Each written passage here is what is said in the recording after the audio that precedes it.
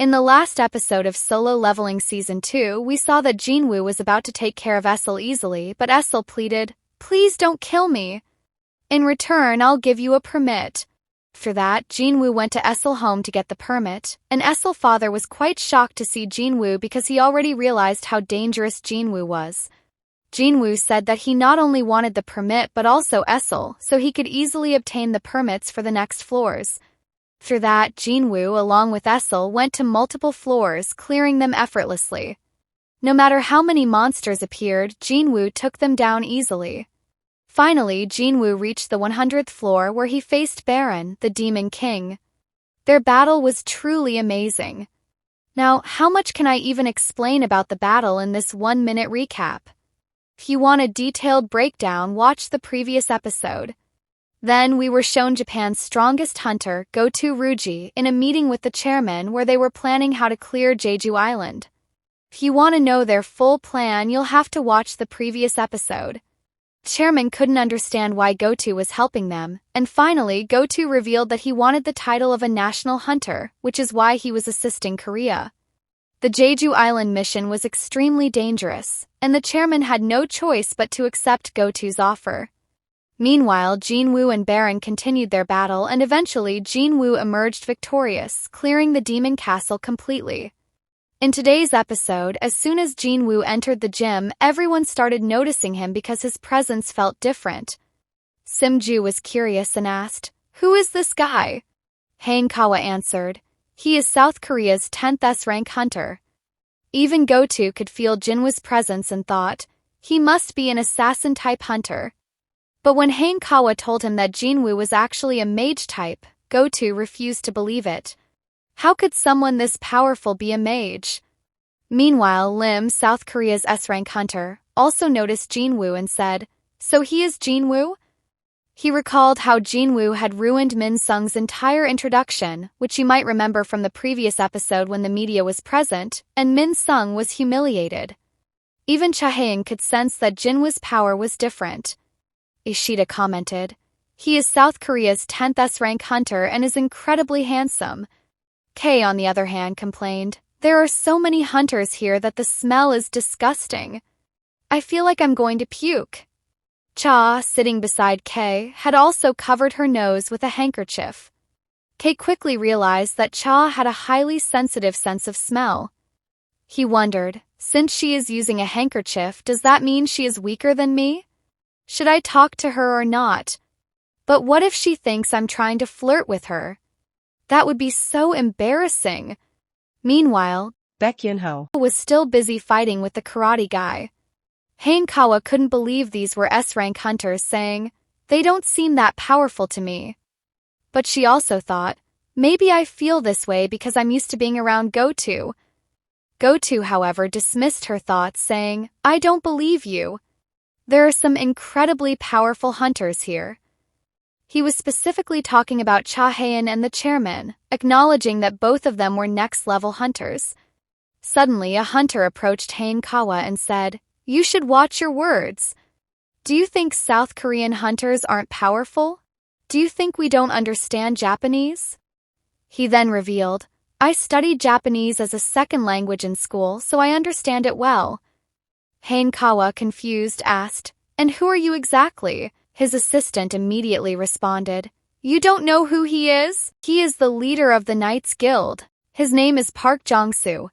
By the way, forgive me if I mispronounced any names. Korean names are really tricky." Park was an A-rank hunter, and most members of the Knights Guild were also A-rank hunters. Hanekawa bluntly admitted, "I've never heard of Park before, nor have I heard of the Knights Guild."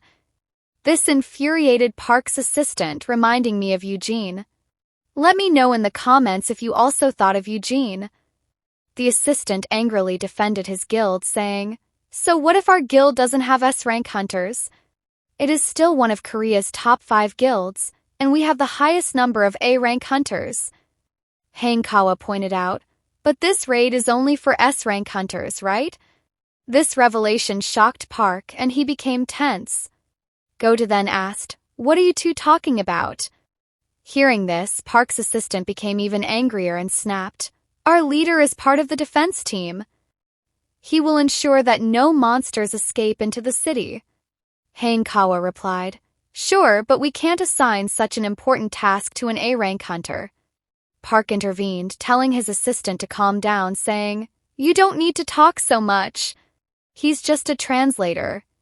Let's not waste our attention on him. Hanekawa was now furious. She retorted, If you want to fight, go ahead. I am an A-rank hunter from Japan, a top-class A-rank hunter. Don't say that just because I'm a woman or a translator, you can't fight me. Park replied, I don't usually talk much with women, and started walking away. But Hanekawa taunted him, Are you afraid to fight a woman? Meanwhile, Jinwoo and Choi were watching everything from above, enjoying the drama. Park and Hanekawa agreed to a match. The rule was simple. Whoever touched the opponent's wrist first would win. Hanekawa thought, I can't just rush in with a punch, he could grab my wrist easily. Park stood ready with both hands in his pockets, similar to Orange Cassidy. Hanekawa was confused and asked, Are you sure you're ready? Park smirked, Don't worry. I'll only take my hands out of my pockets when I grab your wrist. Hanekawa suspected that Park must be incredibly fast. She charged toward him at full speed, but Park effortlessly dodged every attack. Now she was getting frustrated. Suddenly she felt something touch her hands, but she didn't even see what it was. Park smirked and said, By the way, I haven't touched you yet. We then see that Park had used a kick in the air, creating a gust of wind so strong that it touched Hanekawa's wrist.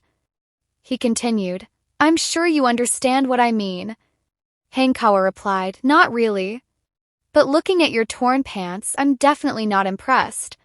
Turns out that during the fight, Park's pants had ripped and he was extremely embarrassed. Hanekawa seized the opportunity to attack, but Park quickly grabbed her wrist first, securing the victory. Park smirked and said, I was absolutely right about you. You have no real fighting experience. There are many people like you back home who I have to deal with. To be honest, real-life battles are completely different from fighting monsters. If you can't predict your opponent's next move, then you're as good as finished. Consider yourself lucky that I don't have a sword with me right now. Otherwise, your game would have been over right here. Goto, impressed, said, Park, your fight was really entertaining. He then went on to discuss more things which Hanekawa translated for everyone. Goto then suggested, This would be even more exciting if we had a small match between both countries. Chairman easily approved the idea. Baek Yunho then explained the rules. The match would be won by whoever could grab their opponent's wrist or knock them down by grabbing their back. Additionally, he mentioned that the fight would be a 2v2 team battle, allowing participants to choose their preferred opponents. Hanekawa relayed all the rules to Goto, who thought about it for a moment before agreeing. Now take a look at the 4 hunters from Korea who were selected for the match. Biko, Choi, Lim, and the karate guy, whose name I won't bother mentioning. Similarly, Japan's 4 hunters were also revealed, but again, I won't name them just yet. I'll introduce them properly when their scenes come up.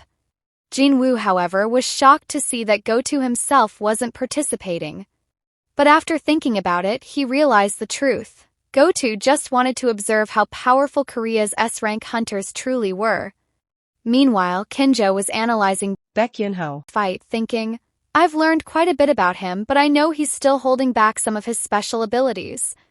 At the same time, Kanai had already chosen Chahayan as her opponent in her mind.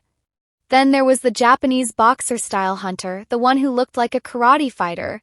He had the unique ability to change the size of his body, growing or shrinking at will. He immediately stepped forward to challenge Kinjo, who was the Japanese team's real boxer-type fighter. On the other hand, Lim's opponent was Manor, the hunter with yellow hair from Japan's team. As soon as the match began, Manor rushed toward Lim at full speed. Lim thought to himself, is speed his main weapon? Or is he hiding something? Since Lim wasn't the best at close-range combat, he tried to maintain distance between himself and Manor. He quickly fired magic arrows at Manor, forcing him to dodge. Manor barely managed to evade the attack, and it wasn't just him. The other Japanese hunters also struggled to avoid it. The chairman started getting a little worried about the gym's condition because of how intense the fight was. While the gym was extremely durable, almost impossible to break for normal or A-rank hunters, this battle involved 8 S-rank hunters. This gym can break too, who knows? And while the chairman was enjoying the fight on one side, on the other side, he was also deeply worried about Jeju Island. Well, old folks always tend to worry about everything, don't they?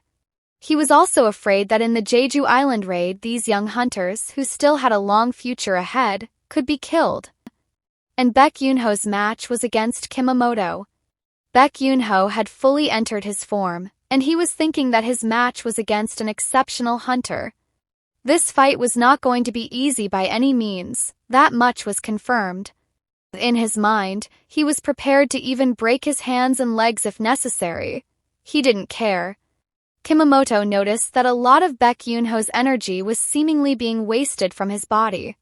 First, he thought that Baek Yoonho was just wasting his energy, but then he realized that Baek was actually trying to lure him in, giving him a false sense of security.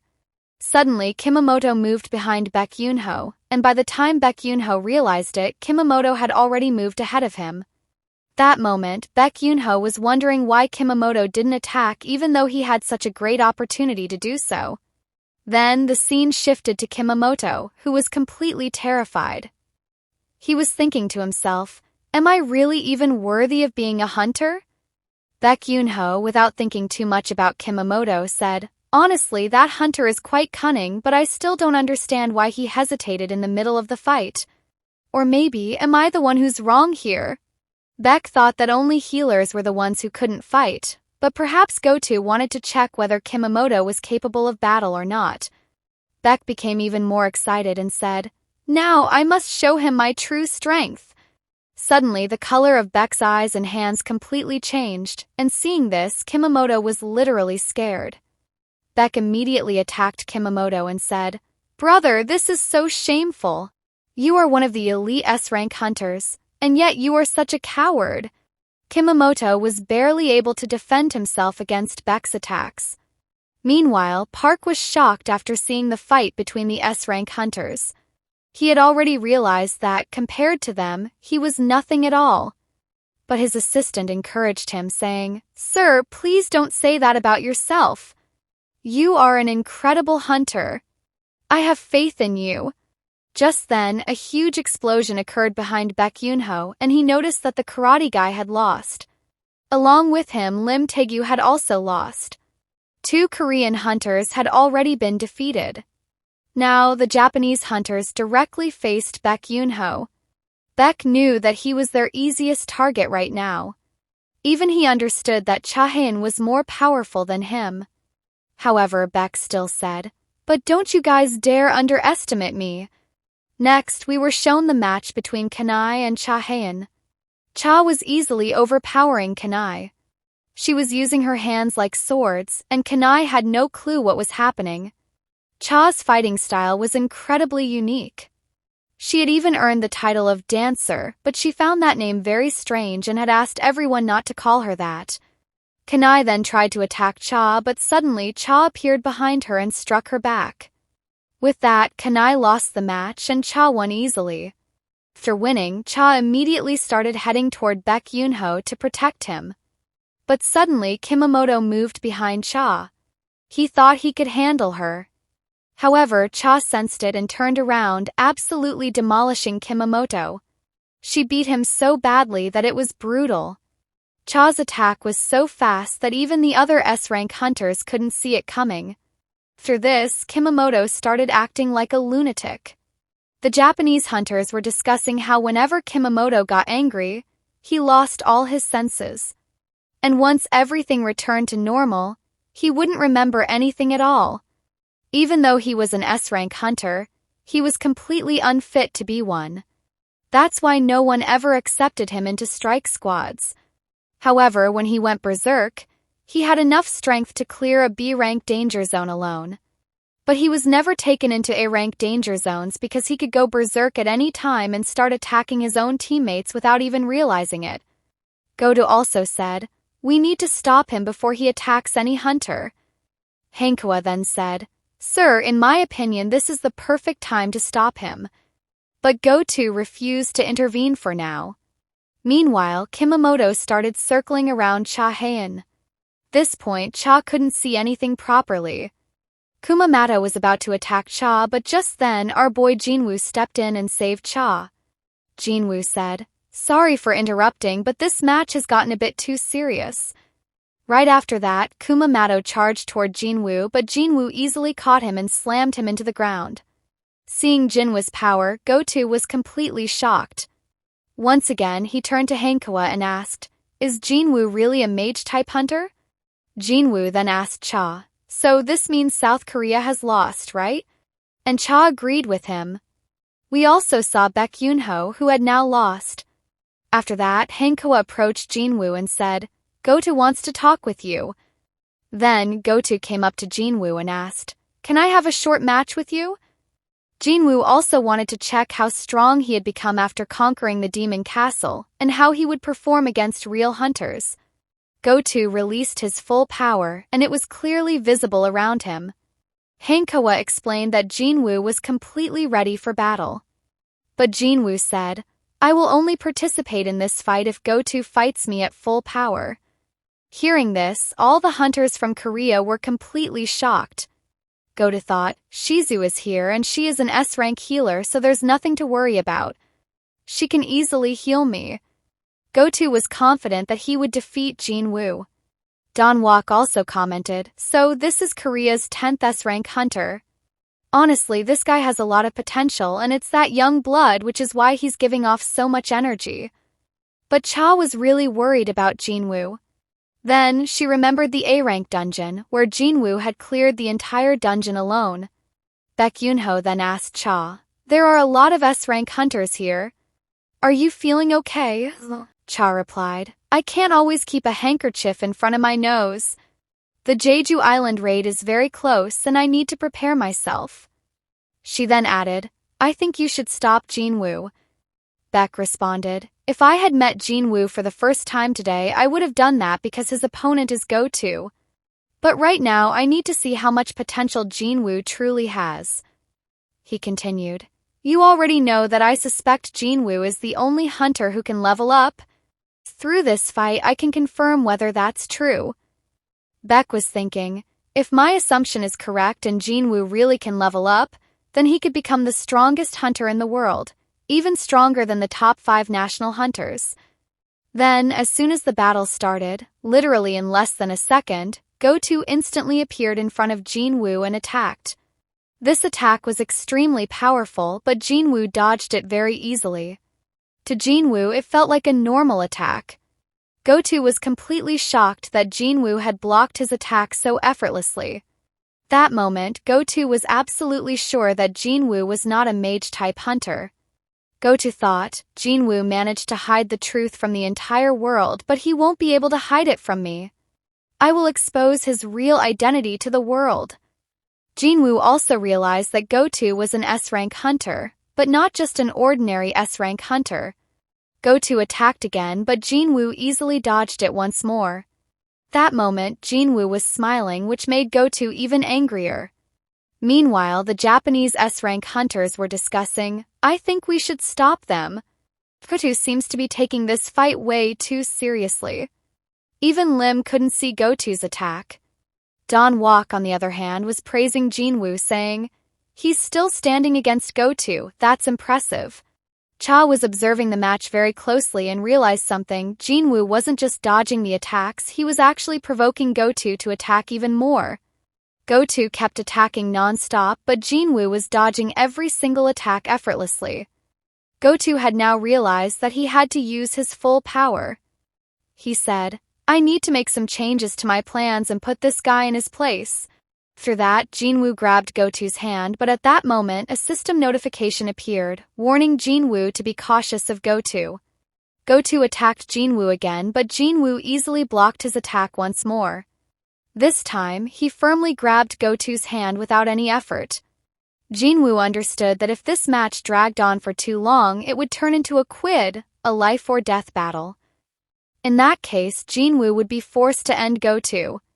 This meant that the system would start recognizing Goto as a villain, and we already know what happens when someone becomes the system's enemy. Jinwoo said, "If I had been even a little late, I might have lost an eye." Goto was completely shocked that Jinwoo had grabbed his hand so effortlessly. He thought, if Jinwoo wanted, he could have ended this match right here just by holding my wrist. But he didn't. Goto then asked, "Are you trying to mock me?" Jinwoo replied, "What are you talking about?" Then Jinwoo added, "You do realize that if I had grabbed your wrist instead of your hand, the match would have ended instantly, right? But where's the fun in ending it so quickly?" Both of them were now completely ready for their final attack. Seeing their immense power, both the Korean and Japanese hunters started panicking. All the hunters tried to stop them because if their attacks clashed, the consequences would be severe. The funny thing was that just before their punches landed, a bunch of hunters jumped in and grabbed both of them to stop the fight. Baek and Cha used all their strength just to hold Jinwoo back. Baek then tried to convince Jinwoo, saying, "If you hurt him, our upcoming Jeju Island raid will be ruined. Goto is supposed to lead that raid. If something happens to him, our entire mission will be in jeopardy." Baek continued, "I'm sorry for interrupting your match, but this was really important." Even Donwok commented, "Jinwoo, you're really impressive. You've completely amazed me." Then Donwok tried to recruit Jinwoo, saying, "We already have a lot of mage-type hunters in our guild, but we need more fighting hunters. If you're interested, you can join our guild." But then Choi shouted from above, "Jinwoo is also a mage-type hunter. He's not a fighting hunter." Hearing this, Donwok was completely stunned. In a way, Jinwoo had won in front of all these S-rank hunters. He had proven that he alone could take on all these top hunters. How? Because Jinwoo had secretly added his shadow army into the shadows of all the S-rank hunters present there. This meant that his shadows were hidden inside their shadows, and not a single hunter, not even Goto, had sensed it. At that moment, Jinwoo turned toward the chairman and said, "You want to know whether I will participate in the Jeju Island raid or not, right?" Hearing this, the chairman became extremely nervous. He was worried that Jinwoo might refuse. Meanwhile, Goto was also feeling shaken after battling Jinwoo. Then we saw Baek Yunho, who was deep in thought about Jinwoo. He was again wondering, can he really level up? Baek thought, trying to recruit him into my guild would be a waste of time. But I need to maintain a good relationship with him. And I have plenty of ways to do that. Just then, Baek's phone buzzed with a message.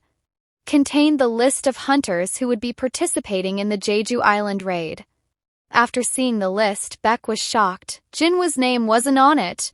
Meanwhile, we saw Goto talking to the vice guild master of the Blade Guild, Sugimoto. Goto said, "Sugimoto, I think Korea has an incredibly powerful hunter." Sugimoto replied, "Sir, are you joking? No matter how strong he is, he's still nothing compared to you." But then Goto said something shocking. "To be honest, I don't even know if I'm stronger than him or not." Sugimoto was stunned after hearing this. He then asked for Jinwoo's name. Goto replied, "His name is Sung Jinwoo." Sugimoto checked the Jeju Island raid participant list and said, "Sir, the name you just mentioned, Sung Jinwoo, isn't even on the list." Goto was completely shocked and thought, the chairman would do anything to make sure a hunter like Jinwoo joins the raid. So why isn't his name on the list? Sugimoto reassured Goto, saying, "Sir, this raid has 16 S-rank hunters participating. We don't need to worry. We'll clear this dungeon easily." Then we saw a scene from Jeju Island. One ant was seen killing and eating another ant. The ant queen spoke, saying, "We need to leave this island quickly. There's nothing left for us to eat." She continued, "My children are devouring each other to survive. I can't let this continue for much longer." Then she said something terrifying. "We need more powerful soldiers to protect our kingdom. You must become stronger, so strong that no one can stand against you." And after this, we are shown the queen's chamber, where there are literally countless eggs. And from one of these eggs, a very powerful ant is emerging. And this ant was quite different compared to the other ants. And the queen orders it, "Go and destroy everything around you." Then we are shown Jinwoo's house, where Jinha had maintained the house very well. It was literally shining.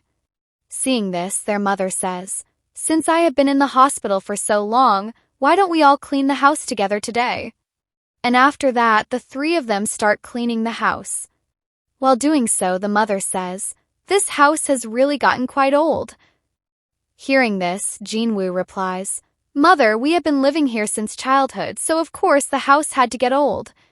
Then the mother asks, "Jinwoo, have you heard anything about your dad?" Hearing this, Jinwoo becomes quite sad and tells her, "I still don't know anything about him." After Jinwoo's father disappeared, Jinwoo became a hunter just like his father. But his mother was unaware of this fact. Since the time his father went missing, they had continued living in the same house. In a way, you could say they were financially struggling. His mother still believed that one day his father would return home. Jinwoo didn't want to leave his mother alone, which is one of the reasons why he didn't participate in the raid.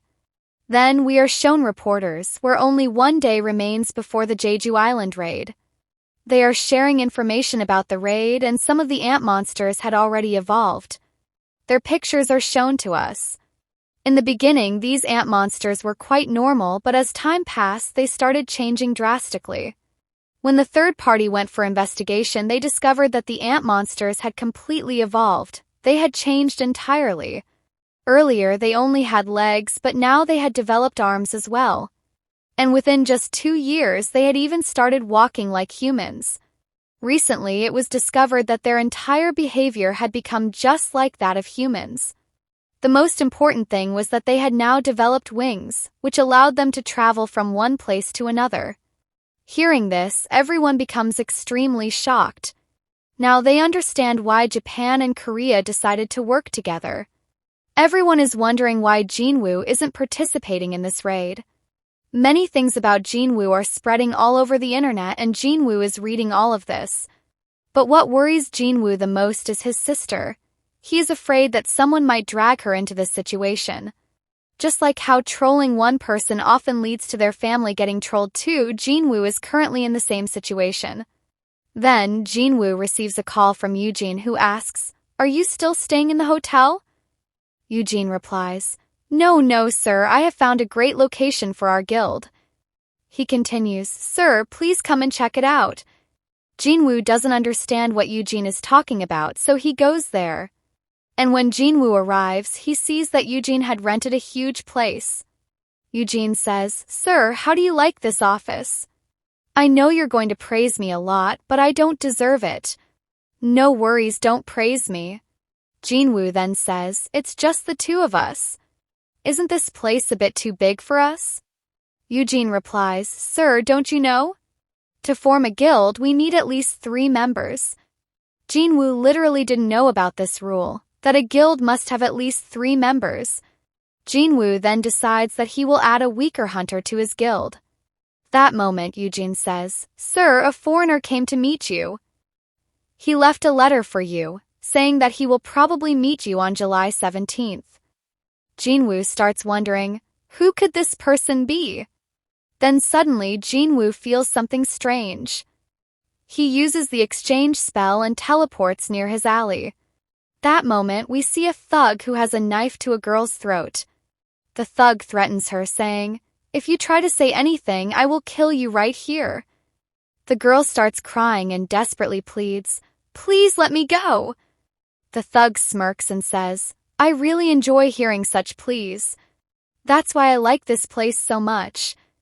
Just then, Jinwoo speaks, "You know what, you're absolutely right. I also like this place a lot." Jinwoo then asks, "Tell me, why exactly do you do all this?" The thug responds, "Oh, are you trying to lecture me?" Then he continues, "To be honest, I do this for entertainment. I enjoy it a lot." After saying this, the thug rushes toward Jinwoo with his knife, saying, "Whenever I lay my eyes on someone, I never let them go." He tries to stab Jinwoo in the stomach, but the knife doesn't even penetrate Jinwoo's body. Seeing this, the thug becomes extremely terrified. Jinwoo then grabs the thug's knife and attacks his leg. The thug starts crying in pain. Jinwoo calmly says, "I completely understand what you're trying to say." Then, Jinwoo tells the girl to go home safely. Turning back to the thug, Jinwoo says, "If you want to stay alive, surrender yourself to the police before morning." After saying this, Jinwoo leaves for his home. And the next day, the day of the Jeju Island raid finally arrives. Everyone is completely ready. We are shown an airplane, and then we see Goto, who is still thinking about Jinwoo. He was recalling that moment when he was fighting a beast. It felt exactly like that to him. Jeju Island was quite close to China, and China was afraid that the ants might attack them instead. Because of this, China had stationed their warships very close to the island. Or perhaps they were just being cautious to ensure that no monsters entered their country. After this, we are shown the leader of the Night Guild, Park. He tells his assistant, "We need to be fully prepared." The assistant asks, "Sir, will our attacks even work on them?" Park responds, "If we don't even try, how will we ever find out? And the most important thing, our priority is to protect the city. If any ant monsters come here, we must stop them at all costs." Hearing this, his assistant gets highly motivated and says, "Sir, I knew you were truly incredible. I have complete faith in you." Then we are shown Don Wong, who tells his vice guild master, "I will go ahead and I leave the rest in your hands." The vice guild master, a woman, replies, "Master, what exactly are we supposed to do here? Are we just supposed to stand around?" Don Wong replies, "All our guild members are present here, and honestly, I can't control all of them alone. So I am entrusting this responsibility to you." The woman says, "Sir, you know that the title of Vice Guild Master is just a name, right? It doesn't really mean much." Don Wong replies, "That's not true at all. I have full trust in you. If there is anyone who can manage this guild properly in my absence, it's you. I consider myself very lucky to have a vice guild master like you." Hearing this, the woman feels really happy and says, "But master, you must return safely." Then we see Lim Taegyu talking on the phone. He seems quite angry. Min, the celebrity hunter, also wanted to participate in the raid. Lim gets furious at this and orders his teammates to take Min back. But since the Jeju Island mission had already begun, Lim himself could not return either. Lim even considers hiding Min, but Min was busy showing off in front of the media. Everywhere we can see only hunters surrounding the area. This was to ensure that if any ant monsters escaped, the hunters could stop them before they reached the city. Even inside the city, there was extremely tight security. We are shown a strong strike squad consisting only of A rank and B rank hunters. We also see Jaehee and Mr. Song. Both had retired, yet they were participating in this raid. Finally, we are shown the helicopter carrying Korea's S-rank hunters. This entire event was going to be broadcast live on television, but with a 10-minute delay. If anything too graphic or gory was shown, it would be cut from the broadcast. Cameraman introduces himself. Others were thinking, "I can't believe the chairman is sending a cameraman on such a dangerous mission." Ma Dong tells him, "Cameraman, you will have to take care of yourself. No one else will be able to watch out for you." The cameraman replies, "Don't worry about me.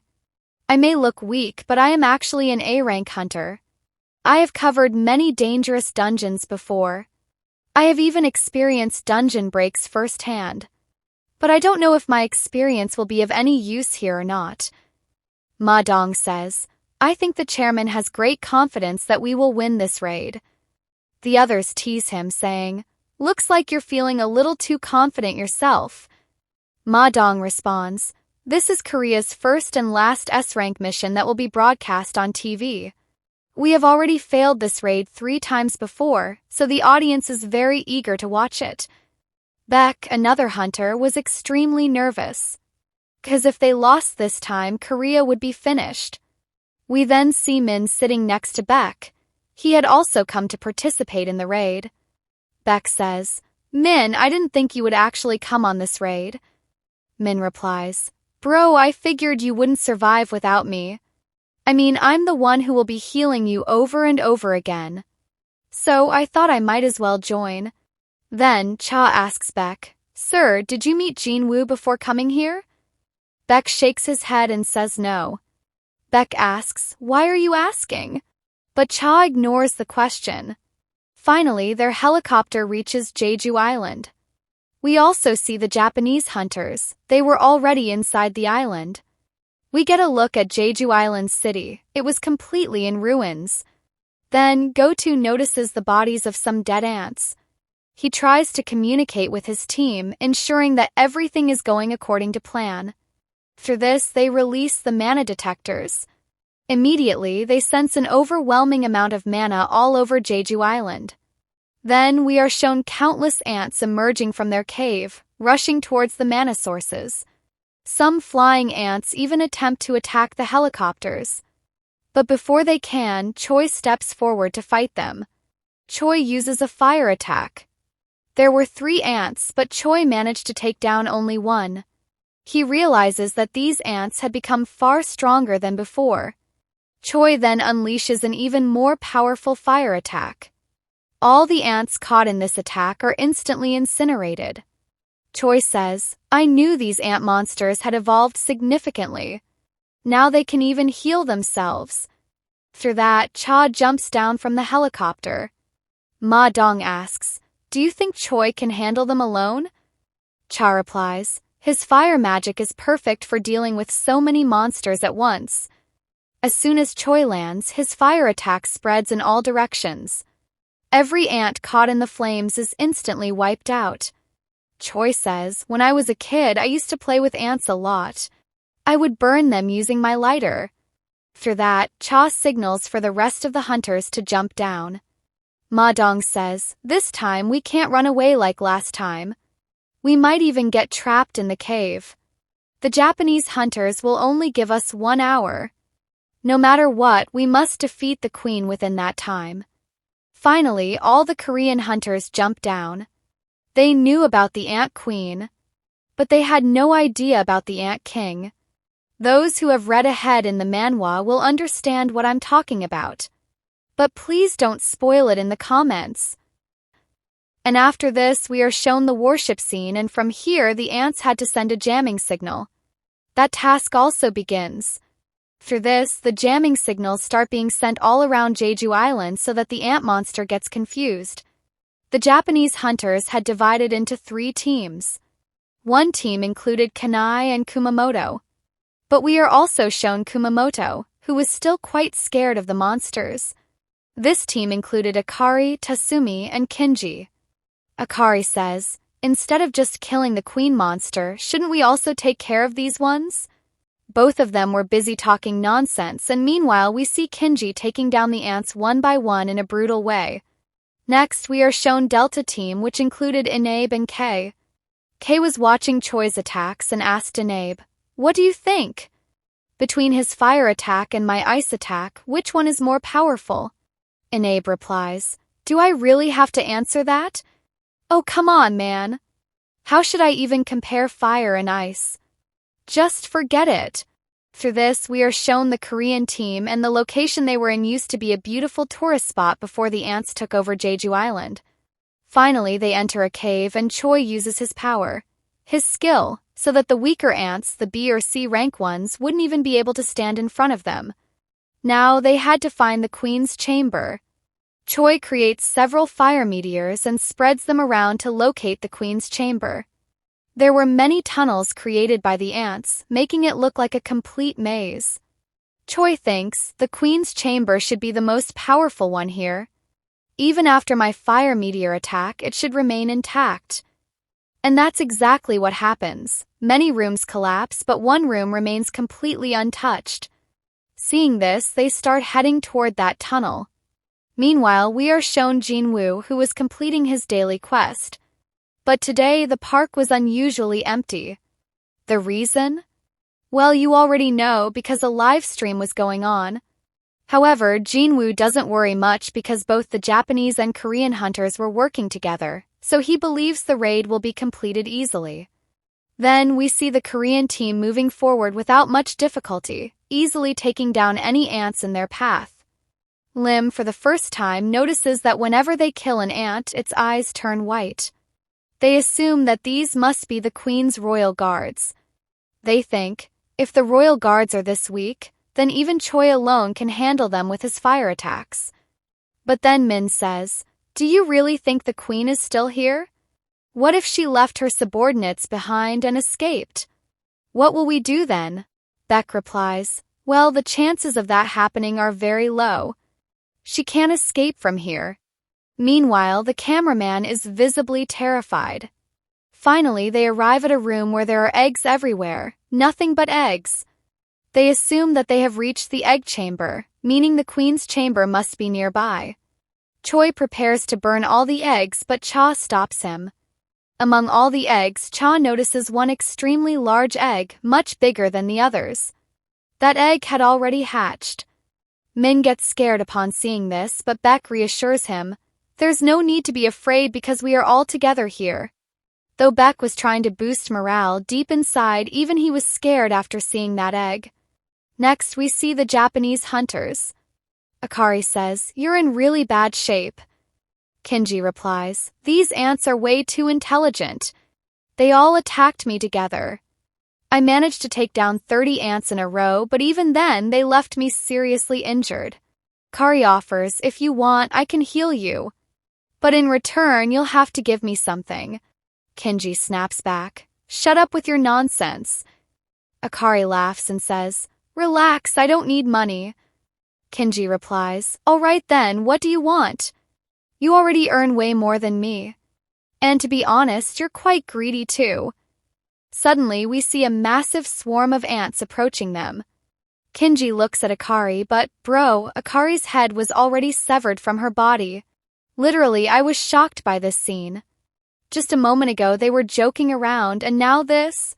Seeing this, Kinji and Tasumi are completely terrified.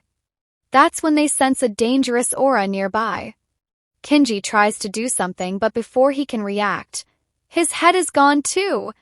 Tasumi turns around to see what's happening and starts running in panic. But his head gets chopped off as well.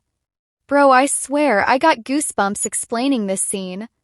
I mean, it scared me so much. But you guys know, right? I am Gojo Satoru, the Heaven Chosen One. And now the real fun begins. We'll end this video here. Tell me in the comments how you liked today's episode. Honestly, this episode was good. But the next episode, I'm telling you, it's going to be the best solo leveling video on this channel so far. You guys will see things in that episode that you haven't seen in any episode before, whether it's Jinwoo versus the Elf King, Jinwoo versus Kargalgan, or even Jinwoo versus Baron. None of those compare to what's coming next. So what do you need to do? Subscribe to the channel and share this video. And if this video reaches 20,000 views, yeah, I know it's unlikely, but I've set this target. If we hit 20,000 views, I'll try to upload the next episode the very next day.